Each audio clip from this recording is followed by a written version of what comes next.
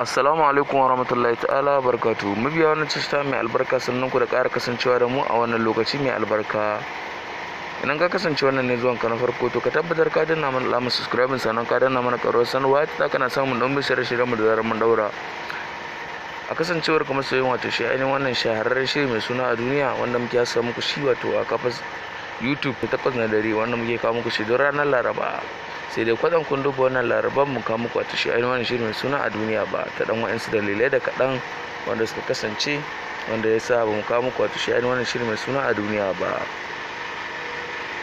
To wannan dalilin ba kuma bane da mun samu wato tangarɗa ta na'ura, wato ma'ana kafin azumi mun samu tangarɗar na'ura, amma na na'ura ta gyaru, za mu ci gaba da ɗaura muku shi. dai kuma yanzu muna cikin wata mai falala, wanda wata ne lokacin da ya kamata a bauta ubangiji mai girma. Insha Allah za mu ci gaba da kawo muku shi bayan sallah da sati biyu. Mun gode da kasancewa da mu. Ku danna mana alamar subscribing domin samun ci gaban ɗimbin shirye-shiryen da zarar mun daura.